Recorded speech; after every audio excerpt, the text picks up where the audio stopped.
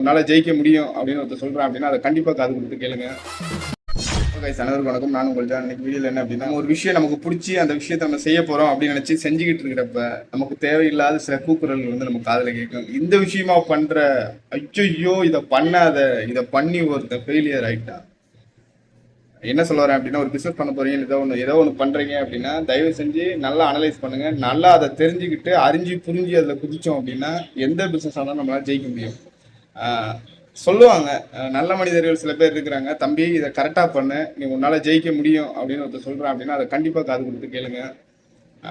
சும்மா தேவையில்லாமல் இடையில வந்து ஒரு ஒழட்டு விடுவாங்க. அந்த மாதிரி ஆளுங்களை எப்போவுமே கட் பண்ணிடுங்க. கொஞ்சம் மோட்டிவேஷனலாக பேசுகிற ஆளுங்களை எப்போவுமே பக்கத்தில் வச்சுக்கோங்க. ஏன்னா நம்ம வெற்றி தோல்வியை அதிகமாக அவங்க தான் நிர்ணயிப்பாங்க.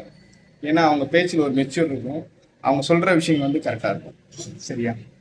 நான் என்ன சொல்ல வரேன் அப்படின்னு கண்டிப்பாக உங்களுக்கு புரிஞ்சிருக்கும். ஸோ இதுலேருந்து என்ன தெரிஞ்சுக்கணும் அப்படின்னா, ஓடிட்டே இருங்க. குதிரை பந்தயம் நடக்கும் இல்லைங்களா? நிறைய குதிரைங்கள்லாம் கலந்துருக்கும். அதில் வந்து தனித்துவமாக தெரியணும் அப்படின்னா அதில் ஜெயிக்கணும். ஒரு விஷயம் வந்து நமக்கு கிடைக்கும், பொக்கிஷம் பண்ணி வச்சுக்கோங்களேன். ஆனால் அடுத்த பந்தயத்தில் அது ஜெயிச்சிருமா அப்படின்னு தெரியாது. அன்னைக்கு அதோட நேரம், அதுக்கு சூழ்நிலை, அதோட உடல்வாகு நல்லா இருக்கனால அது ஜெயிச்சிடும். பிஸ்னஸும் அப்படிதான். நீங்கள் எந்த பிஸ்னஸ் எடுக்கிறீங்க, என்ன டைமில் எப்படி பண்ணுறோம் அப்படிங்கிறது அதோட விஷயமே. அது தெரியாம நம்ம அதில் இறங்கிட்டு மாட்டிக்க கூடாது. அவன் ஜெயிச்சிட்டான், கண்டிப்பா நம்மளும் ஜெயிச்சிருவோம், அவன் அந்த ஊர்ல ஜெயிச்சிட்டான், நம்ம இந்த ஊர்ல அந்த பிசினஸ் பண்ணி ஜெயிச்சிடலாம், அந்த தப்பு கணக்கு மட்டும் என்னைக்கும் போடாதீங்க. நீங்க விற்கிற பொருளோ, ஒரு கடையோ, ஒரு ஷாப்போ, ஒரு பிசினஸோ அந்த ஊர்ல எப்படி இருக்கு அப்படின்னு தெரியல. அவங்களுக்கு காம்படிஷன் இருக்காங்களா? காம்படிஷன் நிறைய இருக்கிற பிசினஸையும் ஜெயிக்க முடியும்.